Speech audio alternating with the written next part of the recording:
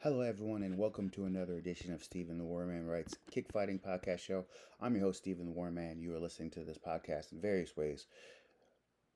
One of them is my blog, which is lordgaul.podbean.com. Also, I'm on iTunes search engine. Just enter Warman Kickfighting Show, and the show pops right up. Unfortunately, today I've got to start on a sadder note as there's been multiple deaths in the combat sports world. Some of them that relate to me directly. None of the names probably more prominent than Jordan Breen. And even though he's not an athlete or another professional fighter, Mike McCallum's another person who I'm going to speak on, didn't have that kind of fame. But for me in the combat sports world, my first introduction to podcast, he was extremely important. So I'm going to open with talking about Jordan Breen, who we just lost. I mean, he just was just shy of 38 years old. Basically, the way I'd come across Jordan Breen was I love kickboxing. Of course, you guys know I love it. And I wanted a podcast for kickboxing. That's how this got started. And I would go on the Sheer Dog Radio Network, and TJ DeSantis and Jordan Breen were on multiple shows. TJ DeSantis is a friend of mine. Has been in the business for a long time. He's done multiple shows, and he's been working in MMA media commentating for since the 2000s. And he was at a radio station before that, if I remember correctly, 93X. And I look back on that, and they came together with that show, and I would listen to his show above the other shows because Jordan Breen paid attention to Japanese kickboxing. So if there was a K1 event, he'd be the one to take the time to mention Masato had won the, K1 World Grand Prix, or, Andy Sauer or Bocao. But he took the time to, on an MMA show, radio show, he would always take the time to talk about something that was going on in Japan. And then there was a kid named Brandon who also watched kickboxing, and Brandon would call into the show. Brandon was a regular. I think he called in every single episode. And I was never the kind of person to call in to radio shows, but for whatever reason, because he taught kickboxing, I said, I'm going to call this guy. So I called into the radio show a couple times. This is before I had started having success as a coach. I was still training and working with people at the time, but I didn't get the job at Team Takedown until June of 2011. And then the first fight that I worked for, first UFC event I worked for was August 6th, and August 6th, 2011. So that was the first time I got the opportunity to let my skill level really show, and I got to work with a lot of world class guys and a couple of UFC champions. I was grateful for it, but it started with me being a coach, but I was also a fan, and I wanted to watch anything to do with fighting. And I called in several times, on the show, and I'll never forget when I decided I was going to do the podcast. It was because, as I mentioned before, there was no kickboxing podcast, and I was waiting. Maybe Sheerdog was a big enough platform that they would, start their own show, or Jordan would give a break off of it. But really, it just came down to Brandon calling in every once in a while and asking about a kickbox, or asking after a kickboxing event. Or I remember TJ DeSantis kind of joking about, Mike Chavelle's kind of, the accent he was talking about, Grand Prix. And like, he was like right after Remy Bonjowski had won the 2009 one. And if I'm remembering correctly, 2009. And it was when he beat Lebaner, Saki, and then, of course, the controversy with Badr Hari at the foot stomp. But those guys that was my dose of kickboxing. That was it, just whenever they brought up. So because of that, I started the podcast. And I remember when I did my first one, I sent it to him. And I said, hey, what do you think about this podcast? And he messaged back, and he said, he mentioned maybe playing some music in the background or something. It's not my speed, but it's something that came up. And then he also said, I had mentioned some MMA results at the end. And he says, just go hard all the way for kickboxing. Don't, cheat it or feel like you've got to try to get an MMA audience by adding that on. Just go hard for kickboxing. And I remember that. So later, of course, I'm having success as a coach, and Johnny Hendricks is moving up the ranks. And we had the back-to-back fights in, Canada. We were in Montreal. So, of course, we got the win over Campman. And I thought for sure we were going to get the title fight after that, and it didn't happen. And then, of course, we were scheduled to fight Ellenberger, and then the Carlos Condit opportunity came up. And both times that I was there, Jordan Breen was there. He was there working in media. And I remember he was all excited to see me, and we're sitting there, we're talking, and he says, nobody goes harder for kickboxing than you. because at this point I'd already made the documentary and so on, and so that was the last time I saw him, and I would still message even this year, not realizing today was coming. I made my year in kickboxing highlight, which I've been doing. It freaks me out now, but it's been 10 plus years now that I've been doing that highlight, and I sent it to him, like not thinking about it. I don't know if he was in MMA media at all. A lot of the guys who I got into the game with, who thought that this was going to be around forever, have moved on to other things. UFC, of course, is bigger, stronger than ever, but there were a lot of organizations that didn't make it through these years, and here we are. And I didn't know where Jordan Breen was. All I knew was it was important to me if I make this highlight that I'm going to send it to him. So literally in January of this year, if I remember correctly, that's the last time I added him to a tweet of mine, not knowing what he's doing, not knowing what's going on. So I really wanted to just say that the reason why I'm here talking kickboxing is because I loved it so much and I pursued anybody that wanted to talk about kickboxing with me.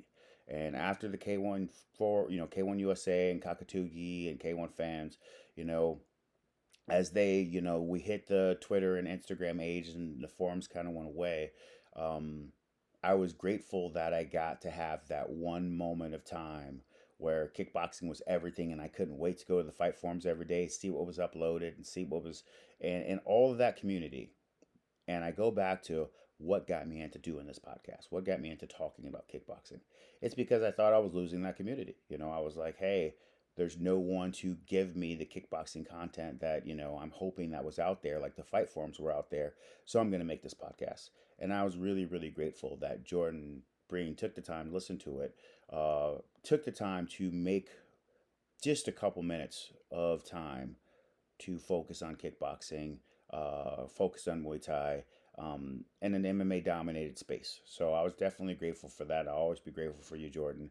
I definitely wish I'd known you more as a person. I'm seeing more and more people post their stories with you, their experiences with you. But for me, you were the person that gave me kickboxing in a podcast media, and it was only for 2 3 minutes, but I so appreciated those 2 3 minutes. So grateful for everybody who's here listening to this podcast today. um, it just shows kind of like the impact that someone can have, even though it's only a short period of time. So but as I get older, this is unfortunately, I'm 45 years old, and I think about it all the time.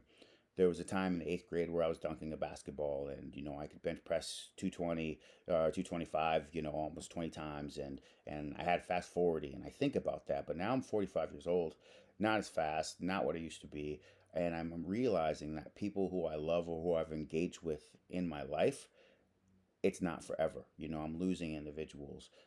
And it's just kind of heartbreaking, the story with Jordan Breen. But I wanted to open on him and say thank you. And to a lot of people in MMA, who knew him, TT DeSantis did a show with him for years. My heart goes out to you guys more than ever. And I know that, some people are very, a lot of people know me as a very Christian man. I'm very spiritual. I reflect it in my life. I want to make sure that I walk in steps without, offending people who have whatever their beliefs are not beliefs. I want them to know if you were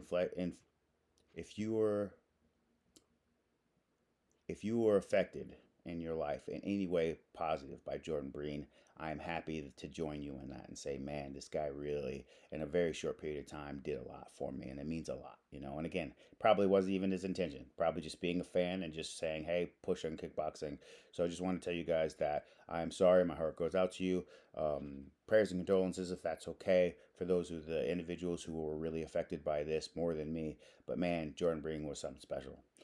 Next one I want to talk about is Mike McCallum, the body snatcher. And I am a student of the game. One thing I do as a coach is I never stop learning. So I'm always looking for people to go and learn from. There's a time where I went to England just to learn from Richard Smith, who works with, of course, this Liam Harrison and Lisa Houghton Smith, his wife, and his sons are fighters, and Andy Housen. And I just went out. Jordan Watson, shout out to Jordan Watson. I went out there to learn from him, and I do stuff like that all the time. I will go. Who is great? I was in Thailand. There's a Russian boxing team there. Another time I was in Thailand. The English boxing amateur team was there, and I'll just sit down and watch coaches and how they interact and how they respond. If I go on a fight trip, working a corner, I don't do anything. I don't drink. I don't smoke. I don't womanize. I'm fully committed to my Christ and my wife. So when I go to these places, I'm looking at them as training opportunities. I want to learn from somebody. There's somebody out there that I need to learn from. So I get all excited that I'm going to go work with Mike McCallum. So he's not, really good on social media, but I just reached out and I found out where he trained. So I'm going to go to that gym. So I go to the gym. Sure enough, there he's there, and he's actually working with his son. I have no idea how old his son is now, but son was a lot thicker than him. He was. Have you ever seen the Body Snatcher in his heyday? He's fighting, in the mid, welterweight to light or to middleweight. So he's 147, 154, 160s around that range, and his son was a lot bigger than him. So I remember working with him or asking to work with him. So I watched him work with his son. And I didn't get as much hands-on time with him as I was hoping for. I was like, hey, come in. He says, hey, man, what do you? Anytime you work with somebody like great, they always say, what do you want to learn? You can't just come up to them and say, teach me something. So then I just said, hey, I was interested, setups and so on. For those of you guys who don't know, McCallum was really good at slipping, getting off the line, and of course the body snatcher, ripping to the body. So we sat there, and I got to watch him break down his video, or watch him, break down how he beat Julian Jackson, one of the great punchers of all time.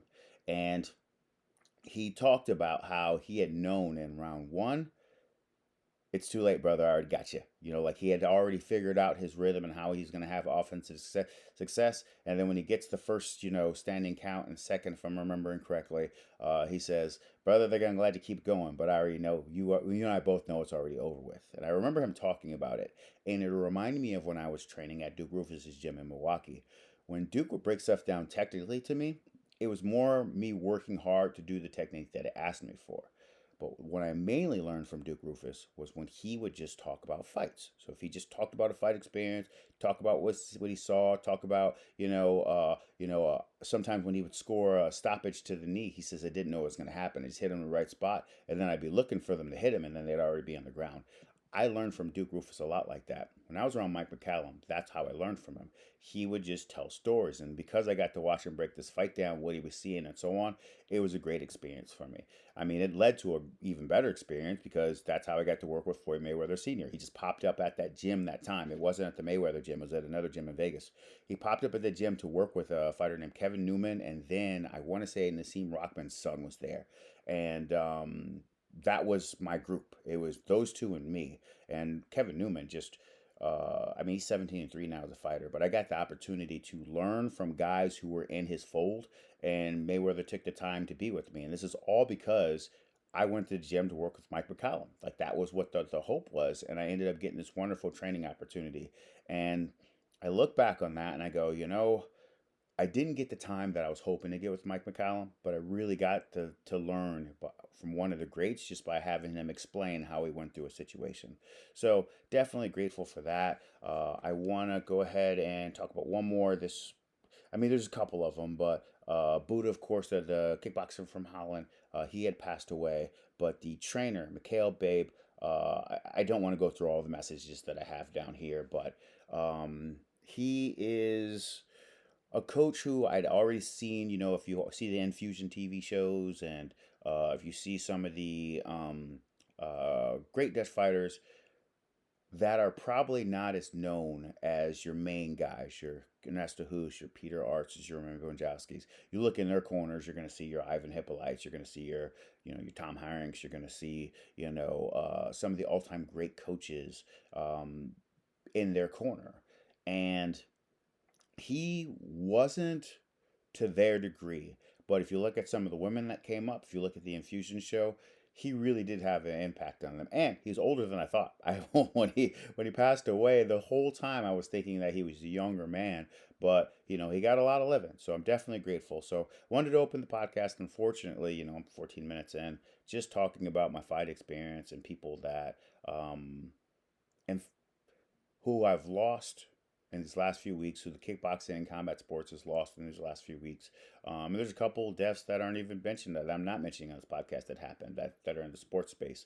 But, I just want to put my heart out to those who are affected and just let them know that, I love you in your down, and in your downtime. And I hope that better days are coming, and I hope that you look on these individuals with a positive light, because that was one of the cooler things about the Jordan Breen thing. How many times people took the time to say, I met him here. We had this moment here. We laughed here. It's weird. So Luke Thomas, another guy who I really like in MMA media.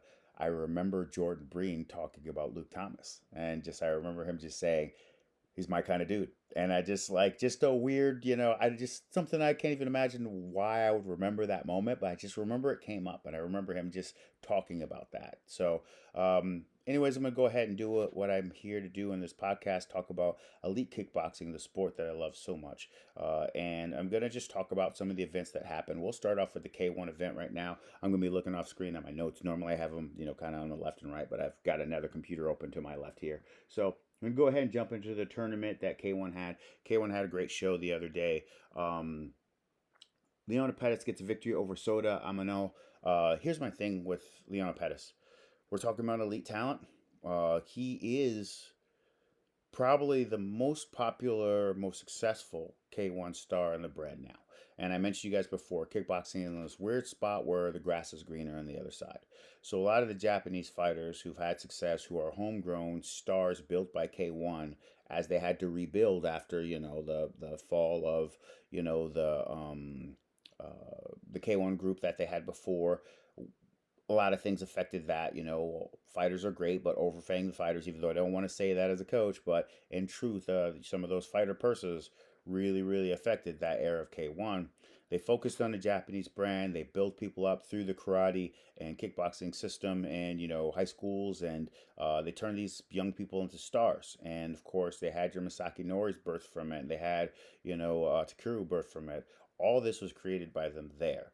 So, flash forward, one championship gives them the opportunity to kind of live like how guys in the UFC are. Someone's going to pay you really well. I mean, sure that K1's paying them well, but I'm saying they also get the opportunity to travel, and they also get the opportunity to, whether it's Bangkok or whatever it is, they want to show that they're the best in the world. They want to have that experience. They want to get on a plane and go somewhere as opposed to just driving down the street or getting on a train. So it's like, I think right now some of their elite stars are looking at it in that way. And yet, if you look at this K1 tournament, there are guys who won one championship that have made their way over to K1.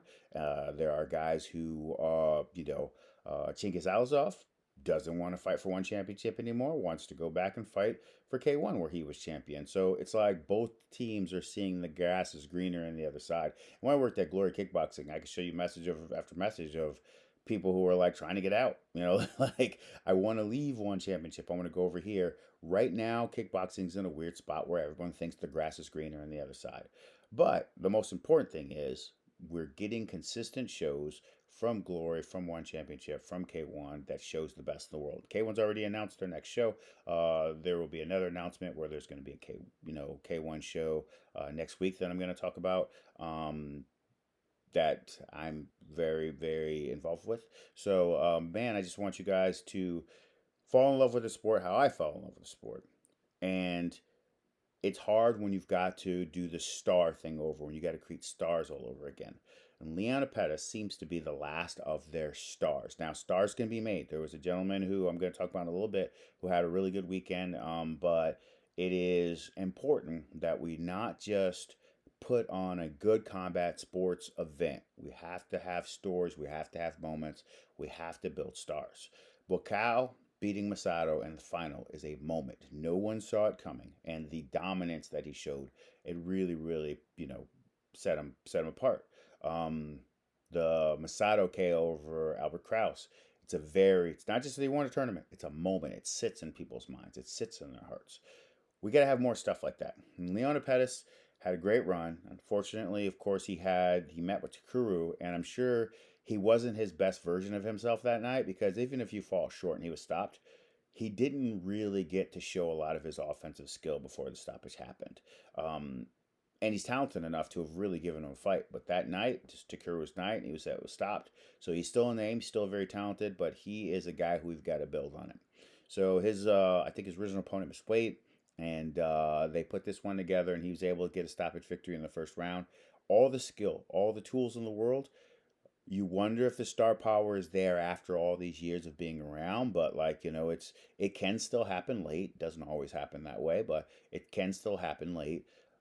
He's got the talent, but we've got to do more than just win. This is a fantastic win, but it's lower in the card. Most people won't remember this victory like I will because I'm a kickboxing junkie, but he gets the victory and moves forward. The next thing I want to talk about is, and again, everybody's different. In terms of what they feel makes a star. And this came up. I remember talking to Marshall at Glory Kickboxing. We were talking about tournaments, and he was like, "Man, I don't know if I'm always a fan of kickboxing tournaments because it doesn't always produce the best winner." And what I explained to him was, in kickboxing, you can be a star and make yourself a name without winning the tournament. And I said, the perfect example, Gokhan Sake is probably one of the most recognized kickboxing stars in the world. He's retired now, but when he had his day, he was supposed to be an alternate in the K1 Hawaii show. Someone dropped and he got put in the tournament. I've said the story a million times. As soon as he was put in the tournament, I did the podcast. I said, "Hey, Gokhan Saki's going to win this tournament easy," because he was that talented. Of course, he won it. But when he went to the major K1 tournaments, the eliminations and the K1 World Grand Prix, I think his best was the semifinals. He had the Gita victory, which was one of the great fighters of all time. And then he has a loss to Badahari, or excuse me, a loss to Remy Banjowski, and a loss to, oh gosh, who's the other one? He lost to Remy Banjowski in one of the tournament, and then the other one he had the injured arm and he lost to Alistair Overeem. But he's still recognized as one of the great stars of all time. Jerome LeBenner never won a K1 World Grand Prix, considered one of the great stars of all time. We can make stars in kickboxing with tournaments in the terms of how they perform and the excellence that they show when they compete and skill level. So it's not something that is excluded by having the best fight the best equals a tournament. I think they did a great job of making stars back in K1's day, their heyday when they had the heavyweights, without them winning the tournament. So I bring all that up to talk about Tomoya Yokoyama as he gets a victory over Igor Bikrev in this fight. And I showed this to my students. I'm always a student of the game, and I want my students to see what I'm seeing. There's a difference between hitting someone in the body and body work. Body work is consistent. It's a teep to the body. It's double rips to the body. It's boxing upstairs to distract and then a knee to the body. It is consistent. He scored two fantastic knockdowns by just absolutely putting on a barrage. And when he got close, he let his hands go, punches and bunches. He found the body shot. He found step knees. He found the type of offensive rhythm that made it hard for his opponent to battle back. Scores the knockdown early. When his opponent gets up, he goes back with the barrage. There's a body kick in there as well. Gets the stoppage. Fantastic showing. I can't wait to watch this kid again after one fight. Next fight we're going to talk about is Shailu Hang as he gets victory over Matthew Daleman. It went to an extra round, and Hang was able to win, but I believe he was injured, and Daleman was going to move on in that tournament because of that. Good showing, good fight, shows the level. 60 kg tournament's what I'm talking about, 60 kg for K1. And we move on to the next result. Remy Para gets a victory over Yuta Matsuyama, KO. Fantastic work. Just really a blitz job. Scored a couple knockdowns. He scored multiple knockdowns throughout the whole fight. And of course, he stops everybody all the way through the tournament. But Parr is not a nobody. He's got a victory over Pettis, and he is. And of course, we'll talk about more when he finishes his tournament off. But in this opener, he set the stage for this is what this evening is going to look like. I'm going to be the one throwing heat. I'm going to be the one that's going to be the offensive, effective. And France, of course, is known for having great kickboxing and Muay Thai for years and years and years. But he is, tonight, he put his name up there. Now, again, he's not Cedric Dombe, but also he is not Stefan Alawash. Like he is, Stefan Alawash. He is still a talented guy who's making his name in the industry, and this was a big time win in the first round by stoppage. Next, we go to Yuta Murakoshi gets a victory over Yuta Sato, and that was an extended round. Of course, you guys, if you ever seen the fights that happen in Japan, unless there's a definitive winner of the round, a lot of times they do 10-10, which I'm a fan of. Not everybody is. I like that. It gives the best chance for the most offensive or the most effective offense to determine the winner. So if you've got tit for tat and score for score, and you're looking at it, you're like, okay, who's going to win this one?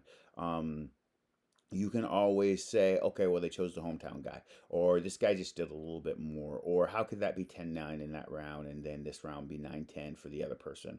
Sometimes that confusion comes up, and that's where you get the term robbery and stuff like that. But in truth, if you're looking at it and you're like, man, the difference between this person winning the round and that person winning the round is less than 5 offensive strikes, I've got no problem with them saying 10-10. We want to see more. We want to see some sort of offense that separates one person from the other. So, because whenever you get a lot of extension rounds, like you heard me saying this already, and there's a couple more to go, I look at it as, hey, they want the winner to really separate themselves, and I think that they did a good job, in my personal opinion, with this. So, next one we're going to talk about, we got Chihiro Nakajima gets a victory over LA Lamari Barafara. I've got the notes on the left. 30-28 in all three cards. And we go back into the, what we got here? Sorry, got to slide down. I will go with one of the bigger upsets on the card, and Deizo Sasaki getting a victory over. Well, I won't say a bigger upset the card. I'll say a fight that I thought was going to go the other way. Deizo Sasaki gets victory over Kensei Kondo. Kondo's had some performances where I've said throughout the years, I brought up this podcast before. I think he's got all the skill to really perform and be one of the better stars. But I also think that he has some head scratching moments or some decisions where he just didn't do enough. I really like the work from Sasaki in this one. It was, again, extra round. 10-9 for Sasaki, so good stuff there. Suzuki Satomi gets a victory over Salman Beterbiev. KO, fantastic stuff there for Satomi. Back into the tournament field. Tomoyo Yokoyama gets a victory over Matthew Dahlman with 2 knockdowns. I had mentioned before, the way you make yourself a star, even if you don't win it all, and stopping people goes a long way. If you go into a tournament, and again, first round stoppages, that's what people remember. And now we're excited to see the finals, because not only does he get a stoppage there, then we go to Remy Para as he gets a victory over Chihiro Nakajima. He gets 2 knockdowns in another bull rush job where he's just the superior offensive fighter. So now we've got a tournament where the 2 guys that are meeting in the finals have separated themselves greatly from the rest of the field. That's what makes tournaments awesome. Where you go, okay, this guy's killing it. Either you've got one side where they're murdering everybody, you go, okay, I want them to murder the finals too, or you got this guy got 2 stoppages, you got 2 stoppages. It makes you feel like you for sure have the best 2 guys at the end. Even if ranking wise going in, if you get stoppages going, you can't make a better argument for yourselves than that. So I was definitely excited to see that, okay, this came together. This is going to be something that creates elite high level final that I'm looking for every time I watch one of these events. Go ahead and hop into I'll go ahead and go to the finish. Remy Para getting the victory over Tomoyo Yokoyama. And Para, again, he did a great job in the performance. I really like the body work that he put on at this stage. And then after going to the body, he rips the hooks upstairs and to get the second knockdown, and then there was no recovery after that. So the first thing of note is, of course, you've got to start. You've got a new champion, got a title on him, 60 kgs. How do you build on that? He's got to be in some single fights throughout the year. If he fights in France, it's got to be something that's broadcasted in some certain way. We've got to get behind him. We've got to know more about him. And, shout out to Beyond Kickboxing, who's always been killing it, as far as their podcast post and or excuse me, their kickboxing coverage. They've really taken over for, when Dave Walsh, friend of mine, when he left the game at Liver Kick. Beyond Kickboxing did come right away, but it came later, and now it's starting to get a following and starting to build. So definitely go on Instagram, go on Twitter or X, and follow them. But they did a good job of, getting little video highlights and putting this out there. So shout out to them. I really appreciate the work that they do. Para's got to get a meeting with them. I mean, it wouldn't be a bad idea if he and his team even called in with Beyond Kickboxing and say, hey, can I do an interview? Get your name out there more. 60 kgs, we're talking, 132 pounds. We've got to get more eyes on that smaller weight class, because they put on a great shows, great fight speed, the activity, the everything about it was extremely, extremely entertaining for me. So I was excited to see that, and I'm hoping that this victory is built upon with media coverage, with interviews, with him getting helping us to know him a little bit better. But of course, it's still going to come down to the fights. So the more opportunities he gets to compete and show his skill at a high level, the more opportunities that we're going to be able to make another star in the sport. A couple other of the super fights. Young Kumpon Sitwin Chai gets victory over Shu and Anaki with the KO punch. Young Kumpon was unfortunately he was stripped of the title. He scored an offensive barrage and it got into the corner. He did like a jumping knee slash kick thing, and when his hand came down, he ripped a hook, scores the KO clean. He had missed weight. I think it was by point one. I think it's really small, if I remember correctly, point one. And but he missed weight, so he stripped of the title. So at minimum, you want to go out there and stop a guy and keep yourself in the conversation, and he did that. Also, we had Ouyang Fang as he gets a victory over Daryl Verndonk. Knockdowns by both. Very exciting, very close fight. I got to see Fang live when I went to a K1 event when I went out and met with the owners and some of the guys who are working in management. I went out and met with them before we did a kickboxing tournament earlier this year. It was like a year and a half ago. I went out there, and if I remember correctly, he was on the card and he showed that skill. I was like, man, this is a talented young man. And um, everybody's got to get ready for the new game and calf kicks, and that's kind of part of kickboxing now. So whether you check it or you're able to endure it, I'm starting to see it even more and more. When I talk about the glory event, I'm going to bring that up, that people are starting to get stronger in that area. But I thought that Fang has built on what he's done in previous. He's a very talented kickboxer who's got power in both hands. He's got sneaky kicks. He's able to get that head kick in there, whether it scores big or just off puts you. He has good timing on it. He's a very talented young man. Excited to see more from him. Then we have Thien de Vries as he gets a victory over Mahad Satari. Lee, C. Lee is the champion, and he was supposed to fight here, but he broke his nose in training, if I remember correctly, and so he stripped him of the title because it's been a while since he's defended, and they put Satori and Thien Van de Vries together in a fight, and it's all the things that you want from bigger people fighting. There was knockdown by both. It looked like Satari was gonna, caught him with the overhand. Looked like he was going to win this thing early, and then he's going for it. Perfect 3-2 for Thien de Vries, scores, and he gets the big time stoppage KO. Fun stuff. They ended the night with it, even though they had a tournament. It was really good. I really liked the card in general. I'm trying to think if there's anyone I meant. Koji Ikeda gets a victory over Ikihiro Kaneko. That one, I seen Kaneko live. I really like him a lot, so that one threw me off a little bit. I was thinking that he was going to get the victory there, but Ikeda is very talented.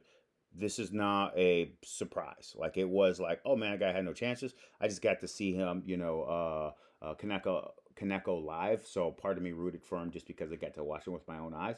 But that was definitely a good victory there. And then I guess I just mentioned that Okubo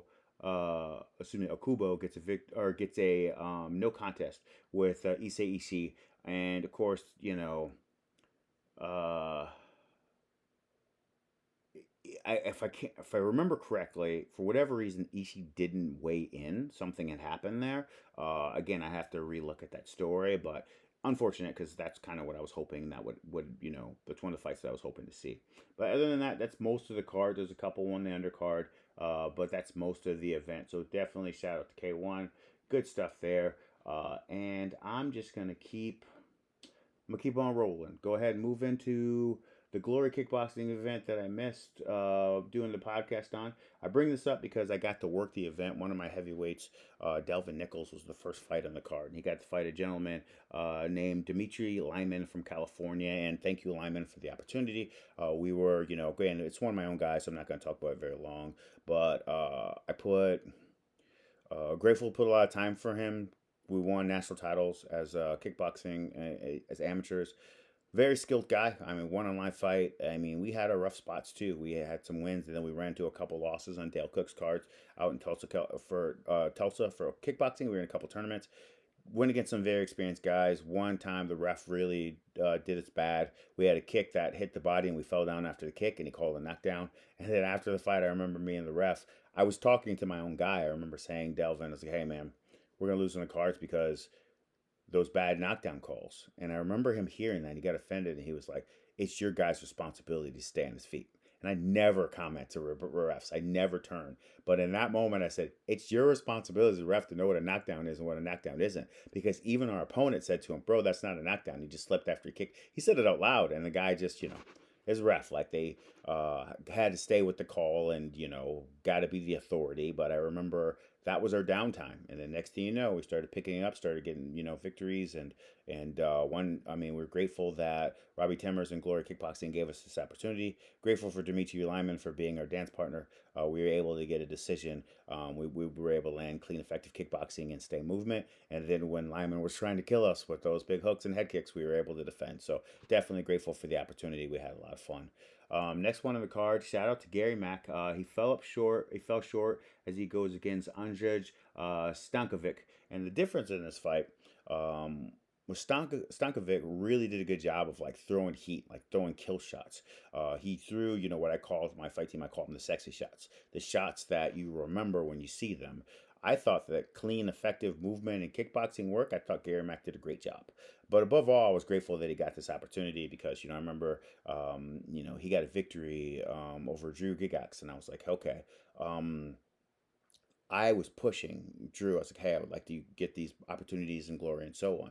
So when that happened, I felt like it was my responsibility as, even though I'm not getting paid for glory kickboxing anymore, to push Americans that are trying to be the best in the world, who are trying to position themselves against elite guys.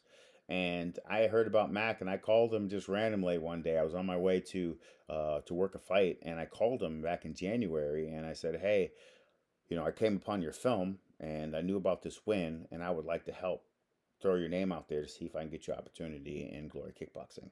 And of course, he was super excited. He wants to travel, so he's like, hey, put me one of those European cards or whatever.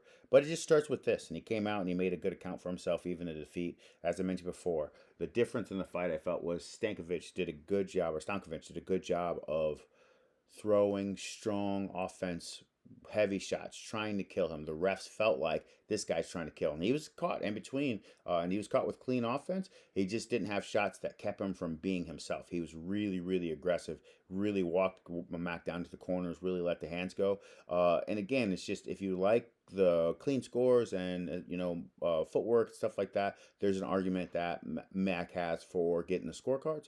But if you want the shots, and again, we were there as a bunch of social media influencers in this warehouse, most of them are going to go off of, hey, he almost killed him with that, and that's what won the day. So congratulations to Stankovic, and good luck to Mac down the road. Then we've got Don Snow as he goes against Eunice Smiley. Very fun fight, very close fight. I mean, Snow is kickboxing's got to get behind this young man. He's very talented. Win, lose, or draw, he brings it. I actually think, I mean, they don't have 154 anymore. They don't have 70 kgs. But I think when I look at his frame, I wonder what he would look like there. But he's super talented guy. He's got the smile. He's got a carefree feel. And Smiley's also got some smile. Like when he got the victory, over Oskan, I was like, yo, there's some star appeal to this young man. Very close fight. We've got to build these young guys. They've got to take over kickboxing. We got to have these young people in the title conversation as we move forward. Very, very good fight. I thought that the boxing the low kick work of Snow was the difference as the fight went on. I thought that there was good work, but just not enough good work by Smiley in this one. I mean, he's good with the calf kicks and stuff like that you've seen in the past, but I thought Snow handled that very well. And if there's one thing that I give the Dutch kickboxers credit for over most of the world, their fight intensity goes up. Like when they throw shots, they're trying to kill you. They're not just trying to score. And, of course, in America and the rest of the world that's adopting the Dutch style drilling, we got to add some more violence to it because they were throwing for real. Congratulations to Snow. We'll see what happens when we move forward. He's already got his fight booked for next week. I'm going to do a review show or a preview show next week of K1, or excuse me, of the Glory 100 show, which I'm super excited about. But shout out to Snow. Very, very good stuff. Then we've got Michael Bopea against Stefan Latuscu. Probably the only one-sided fight on the card. I thought that, my guy won clear, but there were still some moments where, we took some big shots. We had to work through some things. This was not the case for Bullpea. He was clearly the superior. He got the calf kicks going early, landed clean boxing.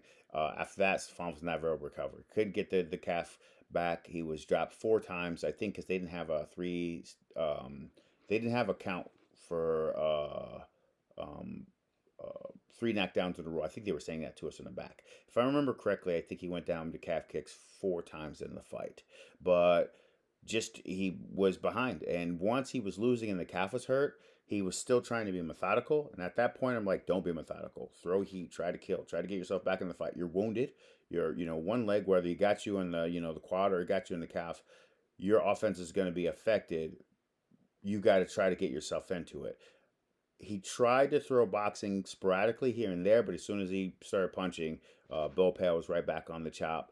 Really good stuff. Had good showing. Had a good little crowd that made the trip to the event to represent Ghana, and it was really cool to see. So congratulations to him. He moves forward. Now, of course, we all know it's all about Donovan Vise getting that opportunity. But this was at 209, if I remember correctly. So he moved up, and we'll see if he gets an opportunity to fight for the title at light heavyweight at some period of time. But good stuff there. And then finally, we go back to Tico Quasi and Tijani Bastati in the final as they end this one the same way they ended the last one. It was in a draw. There's a knockdown that was the difference. Again, I'd mentioned this in the first fight. Bastati is carrying the rounds. He's able to land clean, effective offense. When he took the calf kicks, he took them strong. He threw his own strong back. He threw really hard. When he was trying to throw shots, he's like trying to kill. And of course, we know how Quasi gets down. Quasi has really awkward moments. He'll go same side in some of his strikes. He'll get close, start to engage like he's in a clinch, and then throw a combo off of it. Or he'll throw a teep like he's trying to play distance, and then he'll switch stance and then walk into some boxing offense. He is one of the harder rhythms that I've ever seen to try to beat a guy. So they end up going to the cards, and as I said, the rounds were carried by Bastati. I thought that it was 4-1 even. Watching it live, and there were a couple of downs that some people were questioning. Should Bastati had gotten one? They thought Quasi was owed a second one. The ropes kind of, hold up Bastati on one of them. I was fine with it. I thought that the ref did a good job for the most part. But that's just where the kickboxing game is. They ended in a draw. So now it's okay. They're going to do a Indy Semelier rematch. Not a bad idea there. I'm curious what they're going to do because I can't imagine they're going to go a third straight time with Bastati and Quasi. But they just showed how they're equally matched and that the story of kickboxing between these two is done all the better by the fact that they had 2 draws and neither guy separated themselves. So you have that as a fight at some period of time down the road. I'm going to go ahead and go to. I'll start with Rise. I'm not going to talk about the whole Rise card, but since it just happened, I do want to talk about Hiroto Yoshimoto getting a head kick victory over Yuta Kaneda. He had landed, jab, jab, scored the right hand, and he stepped off in distance. And the next time he threw, because he saw the same defensive response, he brought the head kick up, and that was it. Game time. Fantastic job for a guy who, good title defense, very successful, very, very good fighter. I want to see more from him. I want to see anytime you get a stoppage, anytime you are champion, and the next person that's going to get that opportunity has got to deal with the fact that you're him. You're out there, you're stopping guys. You're not just winning, you're putting guys away. Super excited that this is where we are in kickboxing, and this young man's going to be one of the stars for the future. We'll see how Rise builds. And one thing that Rise is struggling with right now is putting on great cards, but without Tenshin Nasukawa, those guys don't feel like stars yet. They just feel like really good fighters, and I'm hoping that we can build them and they become the fighters that we want. They get that notoriety, they get that attention. So fantastic job there. Next one I'm going to talk about is Redawada gets a victory over Gong Yihan. This is by far the fastest, in my memory anyways, the most recent, one of the fastest cup stoppages I've ever seen. Literally, I think they mark it at 12 seconds as the official time, but they come out and there's a teep, and there's a, what is it? Gong is closing the distance, and as he's shooting a jab, a perfectly timed elbow by Ritawada right over the top, like perfectly timed, lands clean. and they stop it. And as they stop it, the commentary's like, "Oh, they're," he says, "I'll bet my life that they're stopping this fight over that cut." It was right over the eye, not on the lid, but below the eyebrow, and it was long, and it was so clear. I was like, "Bro, this is the fastest stoppage I've ever seen for my elbow." Fantastic stuff there. There were other fights on that card. A lot of decisions. Sangmani got a decision. Peshwaja, Wachai got a decision. Konjak. Uh, there was some good stuff on this card, but that speed, I mean, definitely go to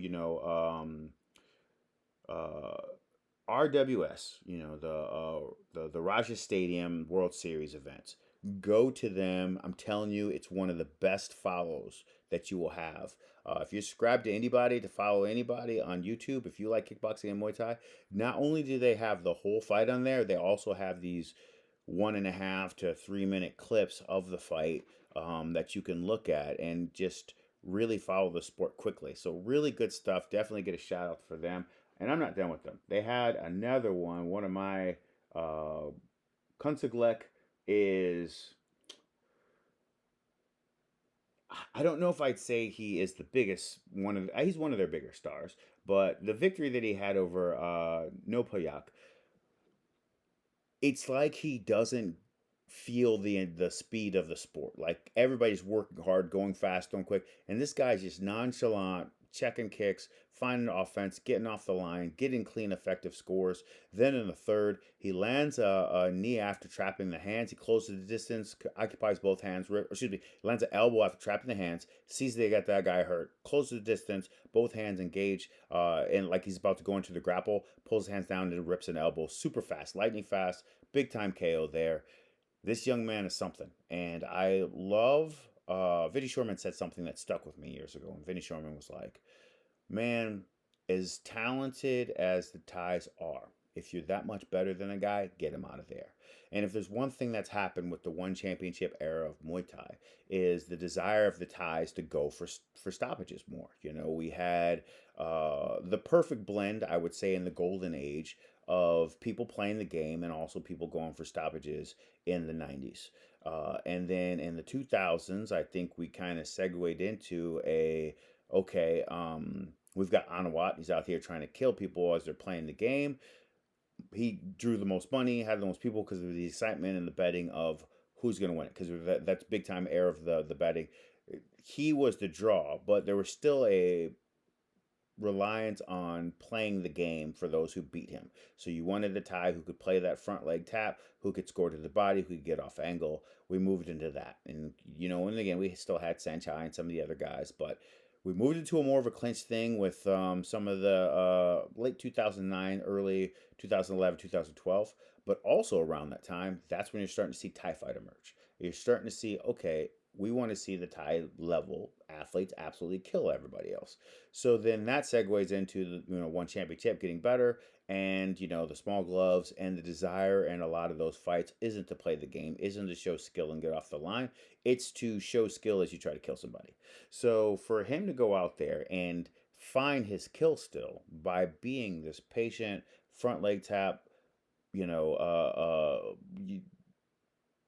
counter, kicker, fine boxing, get his heads off the line, situational clinching. For him to be that type of guy, that kind of star, they've got something there, and the crowd response to him is special. So dope win for him. Really good stuff. Really good kickboxing throughout, And I'm gonna go ahead and finish it with one championship. I wanted to try to get all the greats in. All the big organizations in.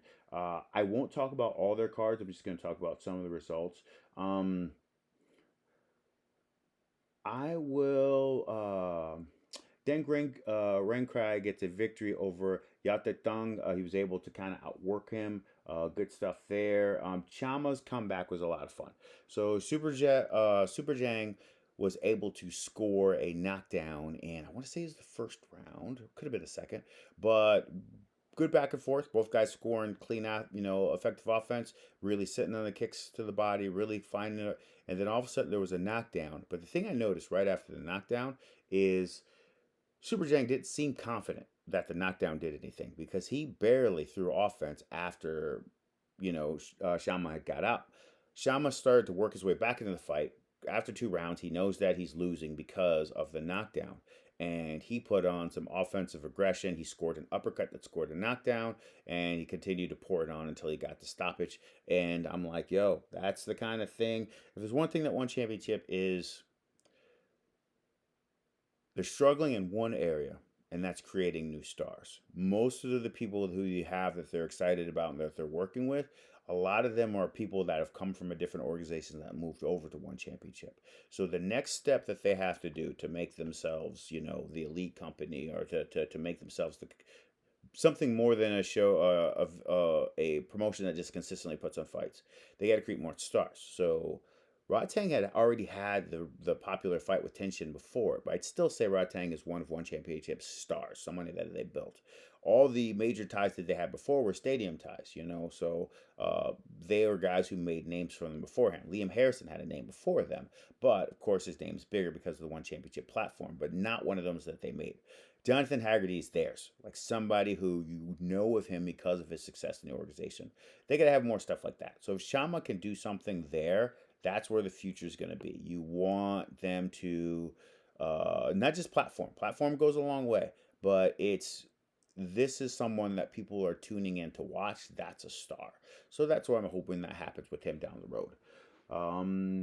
Next one I'm going to talk about. I'll go ahead go to the main event before I go to Yuki Yuza. Yoda IQ gets victory over um, Delvin and Bryce Delvin and Brees Delvin.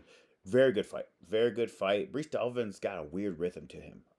He's literally looks like a short Bryce Gideon, but like he is a very talented kickboxer, and the rhythm to him is hard to pick up on because I think that he's faster than he is sometimes. And then when he throws, and I go, okay, it's got no chance, and all of a sudden he's fast again, and I'm like, yo, I thought that you were plotty. I thought that you could score. I thought that you were fast. But then I watched you. I was like, no, you're slow. And then I watched you and now you're fast again. His tempo was hard to get a read on. Yoda IQ did a good job of scoring in between. He was the defense isn't the best on Delvin. Excuse me. I know I'm saying that one. Delval. Defense isn't the best, but I thought that they had a great fight, very entertaining, and Yoda IQ gets the victory. I'm gonna go ahead and wrap the show up with do I want to talk about Bernang? Yeah, why not? So Bernang gets a victory over Sentai. Main thing that's important here is he's 17 years old. His 41st victory. We want to see how they build on that. We want to see if he becomes a star. One thing that's cool is some of the guys that are in one championship, they were in a youth social media era where there are guys who were, 13, 14. There's this great video of these two kids sparring. They're now both in one championship. And it came out years ago. One of the kids like does the eyebrow thing as they're sparring. He's moving around and so on. Now both of them are older and fighting pro. But the video came out when they were 12, 13, and now it's there. So when I see someone, like Bumang, who is 17 years old, and he gets the victory and he gets a stoppage victory, it's like, okay, are we going to be able to turn this guy into a star? But that's got to be out there. They got to promote it. One championship should consider just doing like a TV show where they just talk about the guys and build their stuff up. Maybe it's just on their website, or maybe it's on the YouTube channel where you have most of their fights. But they need to do something that helps us to understand and appreciate their athletes a little bit more. Because right now we're getting the content, we're getting regular content from them and we appreciate it. And fighters are able to make money in this sport, in kickboxing. And that's the history of it. That's not always been a lucrative thing to do. And I've said in this podcast before, right now, there's more high level kickboxing opportunities for kickboxing and Muay Thai than there's ever been in my life. There are more shows on a regular basis thanks to what's going on. So hopefully they're able to help this young man be a star. Melatessa gets a victory over Kimpi Tuwada. It's KO victory there. And then, of course, what everyone is waiting for me. I mean, there's a couple other ones, but what everyone's waiting for me to talk about is Yoki Yuza gets their victory over Elbrus Asamanov. Good fight. Asamanov did a good job. He's got some good boxing when he gets in the close. He's got a good off-angle kick. He just didn't have any answer for Yuki Yuza's left leg. Yuki Yuza's left leg scores to the inside, scores to the rear leg, gets people off balance with the head kick. He's got good situational boxing. In my time of working and watching and covering high level kickboxing, Yuki Uzo is one of the most talented kickboxers I've ever seen in my life. He's definitely top five, top 10. Him, Masaki Nori, guys who have your, clean kickboxing game, but they can mix it up and add something to it. Spinning hook kick, good low kick resistance.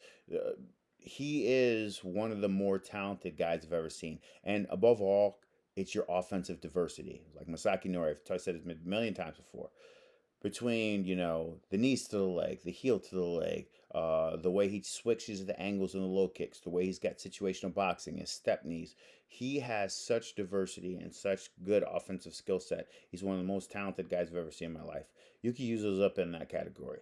Now, again, you could be a really good fighter and be a good, effective fighter, but the tools that I'm talking about that these young men possess is not normal.